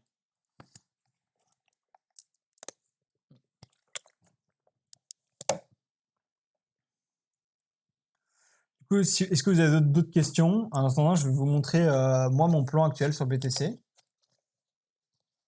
Mais si vous avez des questions, écrivez-les. Alors, mon plan actuel sur BTC, je vais quand même essayer de jouer à la conso serrée. Alors, je tiens à rappeler que c'est quand même assez risqué de le prendre maintenant. Mais ça peut se jouer. Si on reprend d'ailleurs l'historique, euh, moi je pense qu'on est à peu près par là, hein. Peut-être qu'on n'est pas là, mais je pense qu'on est à la première vague. Voilà. D'ailleurs, elle a fait combien? Quelle taille ça? Ouais, 10%. C'est exactement ça qu'on a fait. On a fait 10%, je crois, hein. Enfin, depuis le bas, on a fait un peu plus. On a fait 20%, mais si on prend juste cette vague-là, on a fait ouais, bon, 14, ok, on a fait un peu plus. Voilà. Mais je pense qu'on est potentiellement sur ça, ou voilà, sur ça, voilà. Si là on prend jusque-là, par exemple, on a fait bon, 10% aussi. Donc là, c'est vrai qu'on a fait un petit peu plus. Mais comme je vous ai dit aussi, c'est encore ma vision personnelle. Je pense que voilà, la première vague, elle est plus petite, la deuxième, elle est moyenne, et la troisième est plus grande. Donc c'est aussi possible qu'on ait des vagues plus amples. Donc c'est un peu plus logique. Donc je me dis qu'on peut tenter une conso serrée là-dessus. Alors peut-être que, voilà, si on prend là, je pense que là, on a fait un pullback quasiment 0,3, qu'on n'a pas touché ici. On a été un petit peu plus loin. Si on se met là, voilà, si on se met là, on a eu pullback 0,2 ici, par exemple. Voilà. Donc là, c'est sûr que acheter là, franchement, ça fait peur, hein. Qui c'est qui a envie d'acheter ici, quoi? Bah, à part un débutant, ou si quelqu'un qui fait du trading classique, il n'y a personne en fait. Ça, c'est connaître la méthode de la conso serrée ou on la connaît pas. Sinon, c'est impossible d'acheter les mouvements comme ça, en fait. C'est trop tard. Et donc, du coup, si on fait la méthode comme ça, il faut chercher à avoir potentiellement un stop. Donc, il y a plutôt 2 écoles. Donc, soit on reste vraiment là-dedans, soit on se dit que on peut potentiellement avoir un pullback. Alors, je vais prendre un graphe neuf là parce qu'on voit rien. Soit on peut éventuellement avoir un petit pullback un peu traître sur les 0,3. Voilà. Je dis pas que c'est impossible. En général, le plus probable, c'est quand même de rester là-dedans, voilà, pour continuer. Mais on peut avoir un petit pullback ici, voilà. Donc, il y a 2 stratégies là-dedans. Et moi, je vais vous dire laquelle j'ai fait. Donc, soit on va tout simplement jouer la conso ici et acheter pour mettre un stop loss par ici, un petit peu moins de la moitié, là, par là. Soit on se dit, bah, peut-être qu'on va avoir un pullback ici, et du coup, je mets mon stop loss en dessous. Mais le problème avec ça, c'est que ça double le risque, en fait. C'est-à-dire que si on achète ici et qu'on met un stop là, on a, je mets ça comme ça, un peu au hasard, hein. Là, on a un risk reward de 7.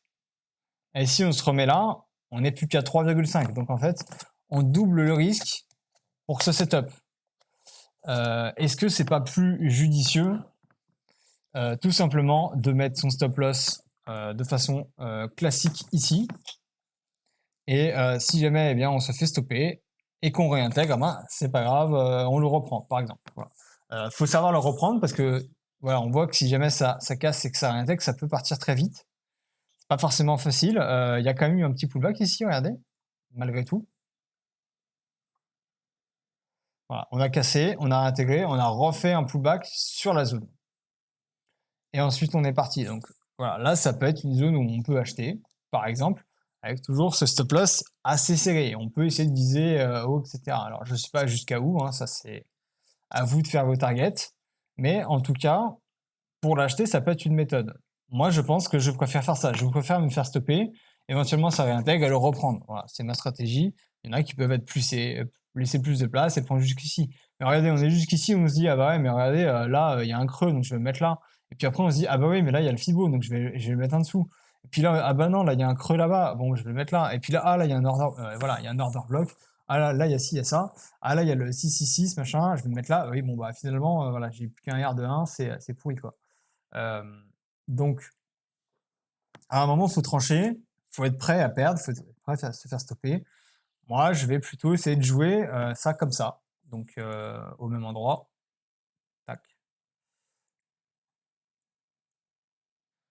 Peut-être que ça marchera pas, c'est pas grave. Donc moi, je suis rentré là, voilà. J'aurais pu rentrer plus bas, mais c'est pas grave. J'ai mis un stop par là et je vais chercher plus haut après.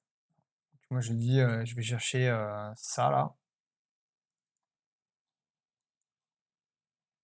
Voilà, je vais chercher ici. La MA666 en daily. Voilà, je vais avoir un plan à peu près comme ça. Et voilà. Donc, pour l'instant, on a. Alors, est-ce qu'il est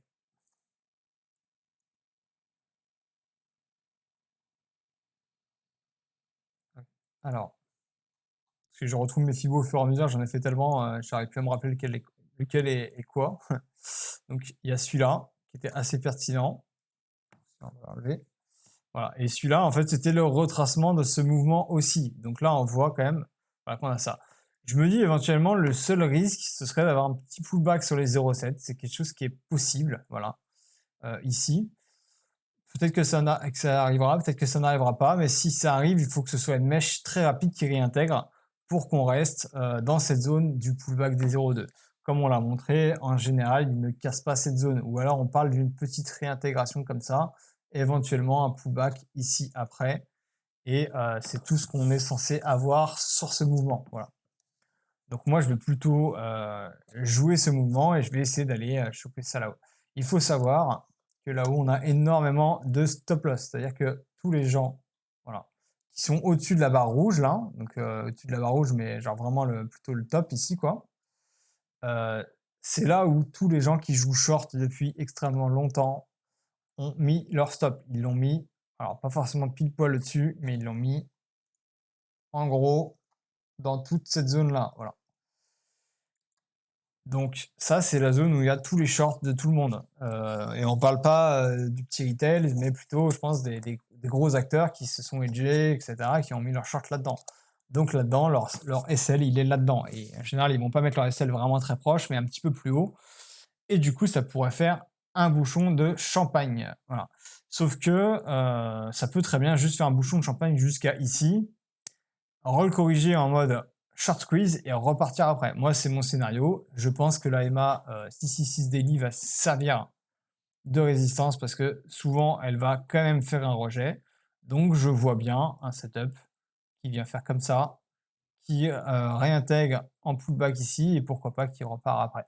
Voilà. Ça, c'est le setup que je vais jouer personnellement. C'est pas le setup ultime, c'est mon setup à moi. Pour aller chercher les 39K après.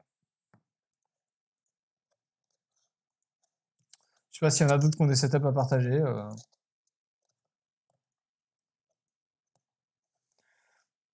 Et là, j'aimerais pas trop perdre ce creux vraiment.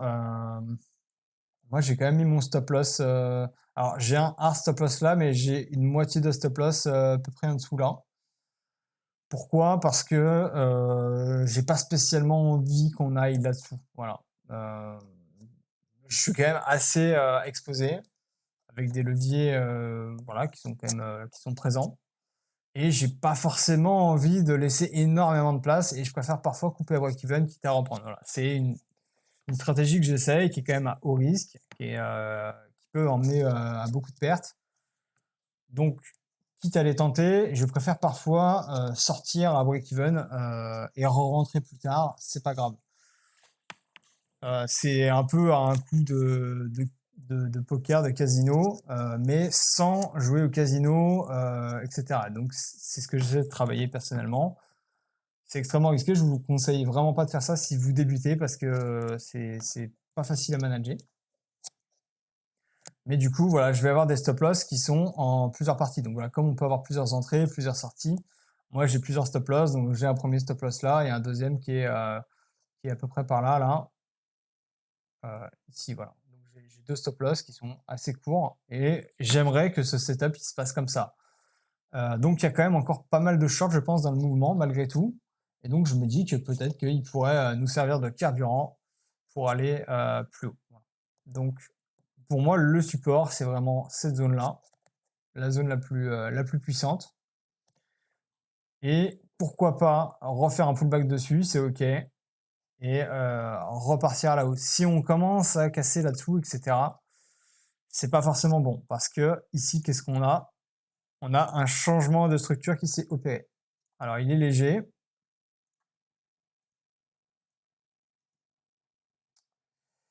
Ouais,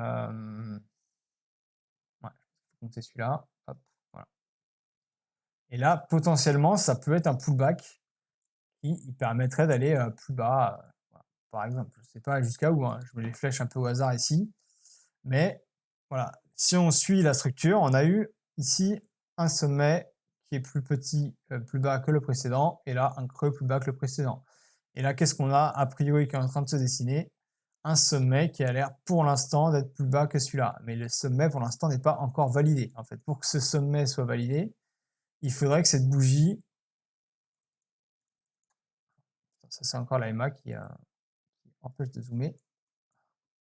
Ça c'est le problème de la EMA 666, ça casse les graphiques. Ici, là, voilà, tant que on ne clôture pas au-dessus de cette bougie, en fait, techniquement, c'est un sommet qui est plus bas que le précédent. Voilà. Et c'est pour ça qu'ici, bah, je me méfie. C'est que là, on a... non, voilà. Bon, bref. On va le redessiner ici. Ah bah il est là. Voilà. Ici, on reprend le dernier mouvement, donc de haut ici jusqu'en bas. Alors, je prends pas la petite mèche là parce que c'est voilà, c'est vraiment un excès, etc. Et d'ailleurs, quand je le mets là, je vois que ça correspond pas mal sur les niveaux, donc je pense que c'est plus fiable. Et qu'est-ce qu'on peut voir ici? C'est que Ça, c'est la première zone de vendeurs la plus importante. Chaque endroit, c'est une zone où il va y avoir des nouveaux vendeurs, donc ils devraient pousser le prix à la baisse. Et chaque zone ici a été vendue, revendue. Bon, là, on a quand même été touché la dernière zone, mais là, c'est la plus grosse zone de vente. Là, c'est là où tous les gens qui ont acheté là-dedans sont ravis de revendre leur position, etc. Re-zone de vente, re-pullback. Mais malgré tout, pour l'instant, on a toujours cette tendance haussière avec des creux de plus en plus haut. Voilà. Il n'empêche que il va être important de voir comment est-ce que ça va réagir ici. Est-ce qu'on va aller chercher au-dessus d'ici? Donc là, ce serait vraiment très positif. Et pour moi, ce serait potentiellement le début éventuellement du prochain mouvement. Ou alors, on va refaire un pullback ici, voire casser à la baisse. Voilà, tout est possible. Mais pour moi, les deux zones qui étaient vraiment clés et importantes, c'était ici et là. Voilà, voilà.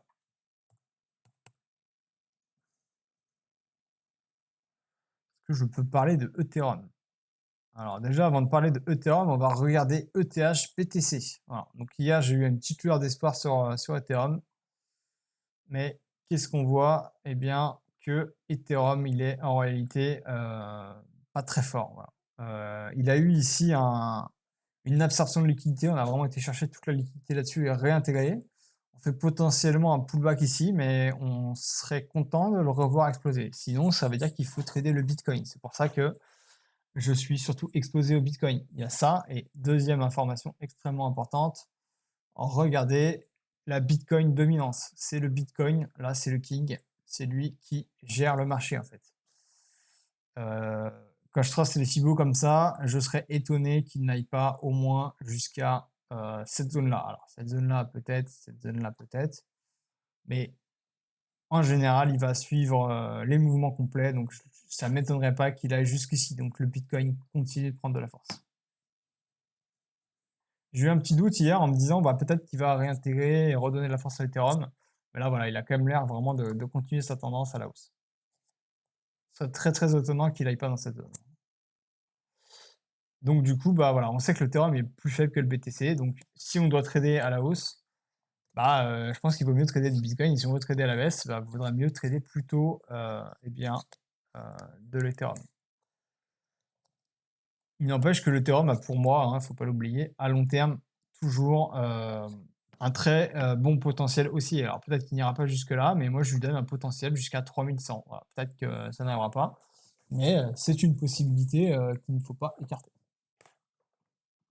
L'Ethereum, il fait souvent il est en retard, mais regardez, il est en retard, et là d'un coup, vous voyez, c'est exactement pareil que Bitcoin, hein. Là, il était vraiment en retard par rapport au Bitcoin, et là d'un coup, il explose complètement. Regardez, en daily, quoi.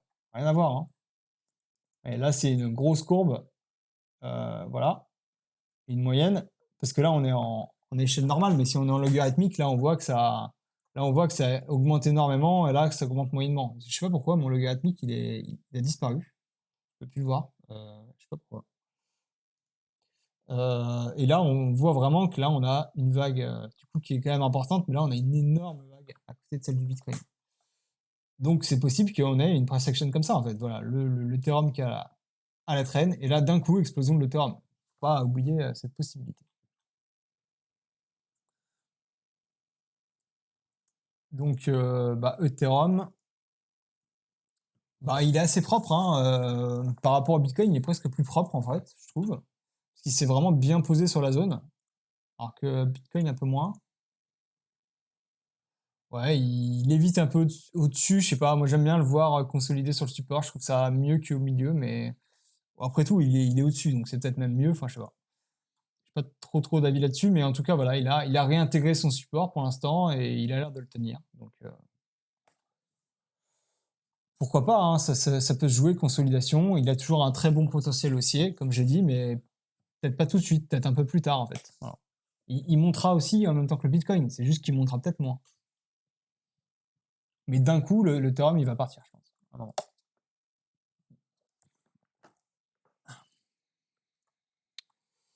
voilà, voilà.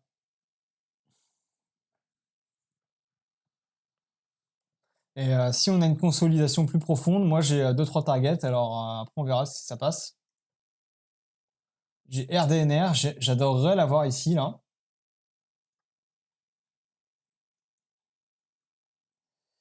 Ici, c'est le premier sommet qui était fort avant la hausse, donc ce serait vraiment une super zone.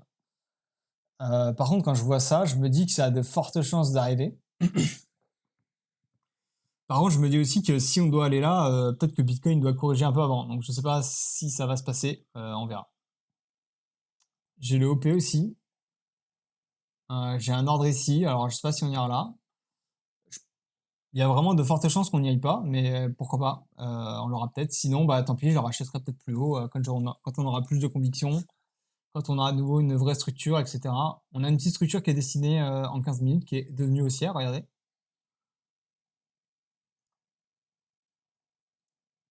Tac. Ouais.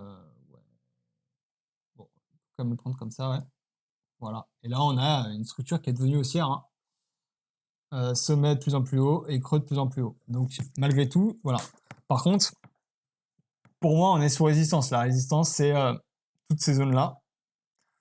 C'est comme ça que je travaille avec les Fibo, mais même sans utiliser le Fibo, on voit vraiment que là, il y a de la résistance ici. Donc voilà, attention, si on l'achète ici, on est sous résistance. Donc c'est un peu chaud à se méfier. Qu'est-ce qui se passe là? Hmm. Donc le OP, le RNDR. Euh, non, pas lui. Je sais plus, et un autre. Le Arbitrum aussi, je crois. Le Arbitrum, je serais ravi de l'acheter ici, mais je sais pas si je pourrais l'avoir là. Voilà. J'ai mis un ordre par là. J'ai mis ça, je crois, voilà. Avec des targets par là. Et je vendrais par exemple ici, euh, par là, par là, un petit peu à chaque endroit, et aussi là. Voilà, voilà. Bah désolé pour toi, bro. Ça se trouve, je vais prendre ta liquidité, hein, donc qui sait.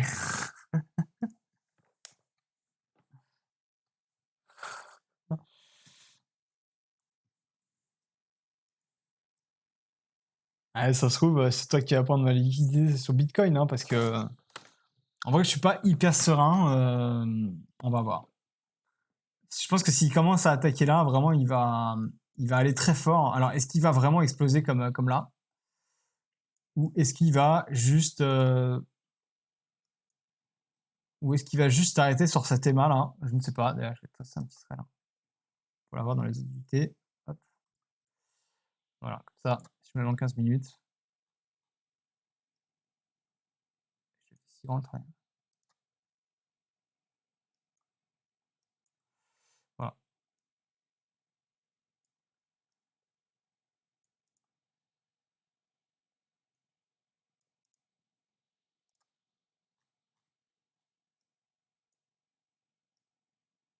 Bon, voilà. Donc voilà, peut-être qu'on ira chercher cette zone là, peut-être pas, hein.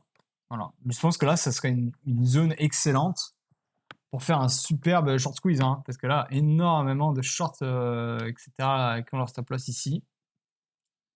Donc là, on vient ici, pourquoi pas on réintègre et on repart. Moi, je trouve que ça serait un super setup. En tout cas, c'est ce pourquoi je mise. J'ai vraiment des beaux ordres de vente ici, là, donc voilà. Et je compte bien racheter là. Donc voilà. Est-ce que vous avez des questions? Alors, est-ce que j'ai peur qu'il y ait des chasses aux liquidités pendant le week-end? Bah, ouais, j'ai peur de me faire chasser. Et après, tu sais, quand le marché veut de boule, je crois qu'il laisse pas trop de répit, même le week-end. Mais j'ai pas vraiment la réponse. Je l'ai pas assez backtesté, je sais pas trop. Je sais pas si d'autres ont un avis là-dessus. Moi, j'en ai pas trop en vrai. Moi, je pense que le week-end, ça va en général pas bouger. Tu sais, t'as des gros murs en haut et en bas. Voilà. Mais quand on est dans une phase boule, les week-ends, ça compte pas forcément. Tu vois, genre des fois, ça continue de trader. Hein, t'as des gros gaps et tout. Voilà.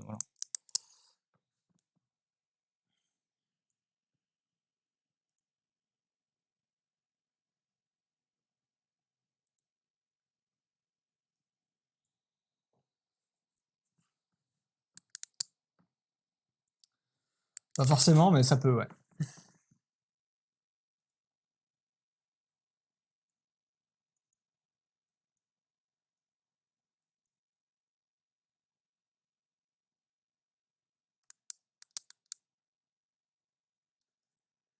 Donc voilà, est-ce que vous avez d'autres questions, l'équipe?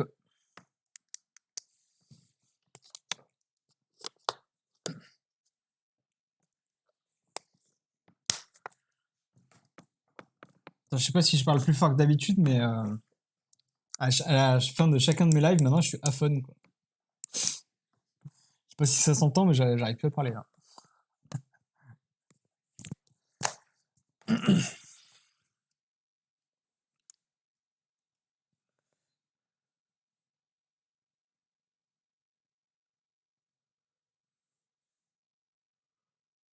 Ah non, non, pas du tout. Non, je pense que c'est vraiment parce que je parle plus fort que d'habitude, je pense, je sais pas. Enfin bon, bref. Est-ce que vous avez des questions? Sinon, on arrête là, je pense. Sur ça ou sur autre chose, hein, je peux répondre à ce que vous voulez.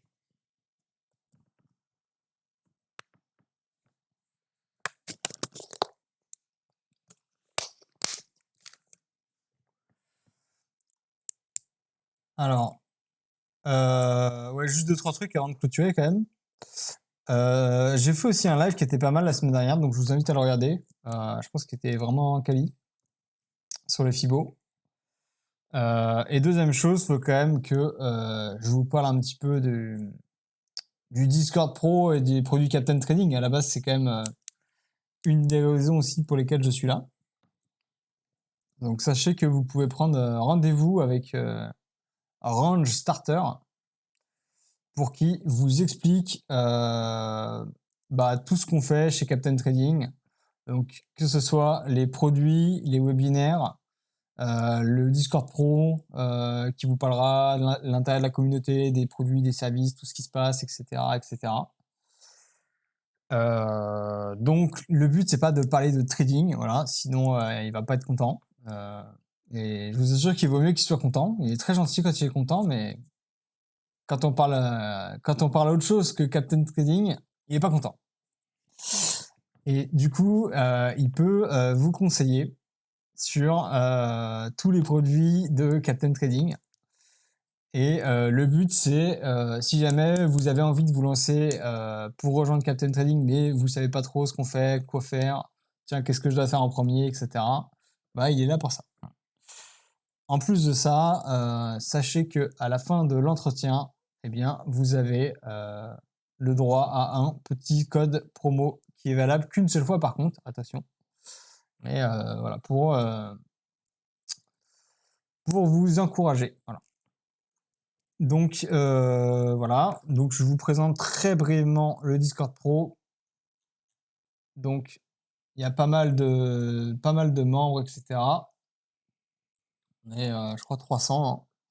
Donc ici on va avoir plusieurs outils de formation. Ici on va avoir des lexiques outils, donc on va avoir des tableaux, des Excel, on va avoir d'autres outils, etc. On va avoir formation de trading, donc c'est plein de liens vers des formations, etc., des vidéos. Il y a mes replays à moi que je fais, mais des replays qui sont un peu plus spécifiques, parce qu'il faut savoir que ici, bah, je me bride légèrement quand même, parce que eh bien, je peux pas donner autant de qualité dans le Discord Pro que dans le Discord gratuit. Il n'empêche que je pense que je fais quand même de la bonne qualité ici, mais je fais encore mieux là-bas, en allant un peu plus loin dans les concepts, etc. Ensuite, on va avoir différents plannings. Bon, ça fait à jour, mais on va avoir du coup newsletter pro, plusieurs briefings, etc. Des lives YouTube, bon Twitch, voilà. On va avoir des briefings du coup tous les matins, etc. Le cap en ce moment, il donne des trades. Alors, il va les proposer essentiellement quand c'est avantageux pour lui de le faire. Donc, c'est-à-dire que c'est quand c'est avantageux pour lui, c'est quand il est capable de bien lire la price action et de savoir ce qui se passe. Voilà. Et ça, c'est important de savoir ce qui se passe. Et lui, c'est setup où il est gagnant. C'est vraiment ces phases de hausse de dingue là, qu'on a ici, etc., etc., où c'est là où il est capable de changer un compte de 10 000 balles en 100 000 balles, en fait. C'est là-dedans, voilà. Parce que il est très bon pour trader ça, quoi. Après tout, c'est pas si dur que ça, il suffit d'acheter les consos 0,2, quoi. Donc voilà, il suffit juste de s'appliquer à les méthodes, mais faut capable de savoir le faire au bon moment. Voilà. Donc là, en ce moment, c'est une période où il va partager un peu plus de trades. Donc c'est une des périodes de l'année les plus faciles qu'on va se taper ces mois-là. Donc en vrai de vrai, même si vous devenez venir genre que 3 mois, bah venez maintenant quoi. C'est là où vous aurez le plus d'alpha. Par contre, je vous préviens quand même, si vous venez maintenant et que vous ne respectez pas un money management un minimum convenable, et bien même dans un marché extrêmement haussier, vous allez vous faire sortir. Voilà. Si vous respectez pas vos émotions, si vous changez les stop loss, si vous changez les targets, j'en sais rien, vous allez perdre de l'argent dans un marché extrêmement haussier et le marché qui fait tous les gagnants. C'est-à-dire qu'en général, les gens, ils gagnent de l'argent là-dedans, ils ne vendent pas et ils perdent tout là-dedans. Voilà. Ça, c'est la base, où ils vendent ici, etc. Là, on va avoir un marché très fort, très haussier, mais il marchera que si jamais vous respectez le money management, etc. Voilà. Si vous ne faites pas ça, ça ne marchera pas. Ensuite, maintenant c'est nouveau, on a un bot de trading qui vous permet de faire vos bilans. Donc ça vous permet d'évoluer, de revenir sur vos trades, etc. Donc ça crée des trucs comme ça dans le public si jamais vous le souhaitez, mais ça va aussi le mettre via votre propre serveur en fait pour faire votre compta, etc. Donc ça, il y a le dimanche soir également un atelier qui permet de faire son plan. Merde, j'ai oublié le mot. Enfin bon, bref, faire sa stratégie, revenir sur ses trades perdants, etc., etc. Son bilan, voilà. Là, on va avoir plusieurs outils. On analyse l'open interest, les swings, etc. Tac. Voilà, discussion, il y a pas mal de gens. Questions-réponses. Je réponds ici quasiment tout le temps. Voilà, dès qu'il y a des questions, je suis là pour répondre. Donc, toute la journée, il faut le savoir. Voilà, bon, puis après, il y a plein de trucs, etc. Donc voilà, c'est un peu ça à quoi vous devez vous attendre. Et le but, eh bien, c'est que vous soyez gagnant. Eh bien, comme tu as pu voir, j'ai parlé du bot de journal.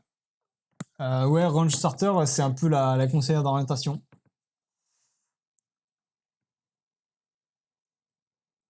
C'est ça, ouais. Elle a une règle, elle va te taper sur le bout des doigts, je crois. Alors.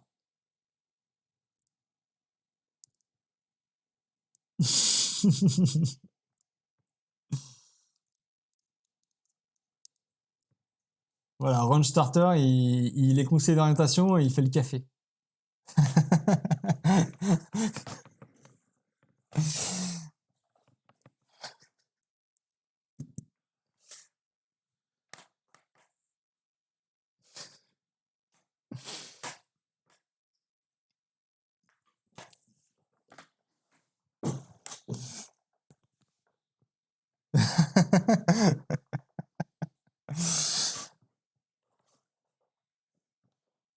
Voilà. Donc voilà la team. Est-ce que vous avez d'autres questions? Du coup, je vous ai montré un peu tout ça. Donc n'hésitez pas à aller voir Run Starter pour voir ce qu'on fait dans le Discord. C'est le moment d'y aller. C'est un peu tard pour se former. Mais si jamais vous voulez trader, au moins faites-le avec méthode et là vous aurez au moins un support pour faire ça.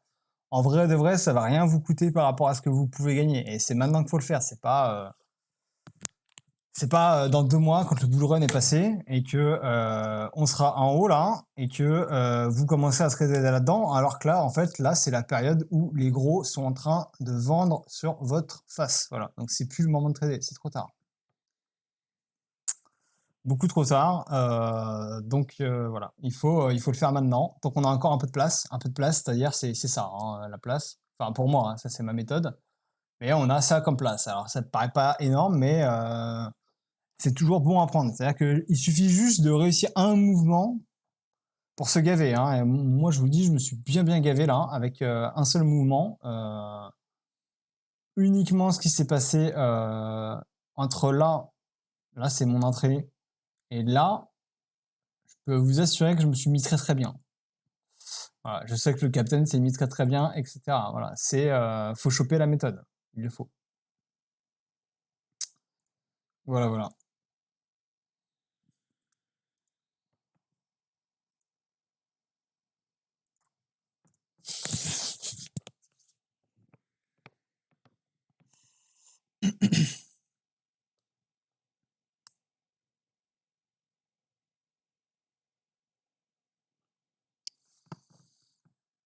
Donc voilà, si vous avez des dernières questions, allez-y, c'est le moment. Sinon, je clôture là-dessus.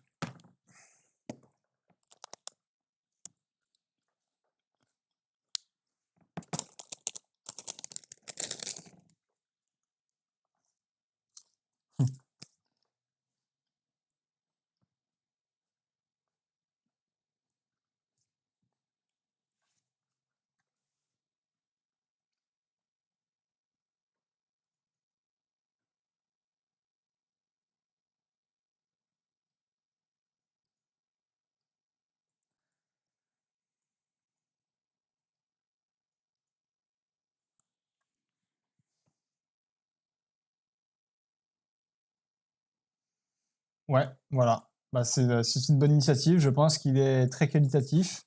Alors, c'est vrai qu'en vrai, j'y ai pensé après coup. C'est un excellent live sur les Fibos, mais c'est un live déjà un peu avancé, hein. C'est vrai que j'ai oublié de présenter juste les bases, mais c'est un live un petit peu avancé sur Fibonacci, mais déjà ça va vraiment donner des clés qui sont super bien, quoi.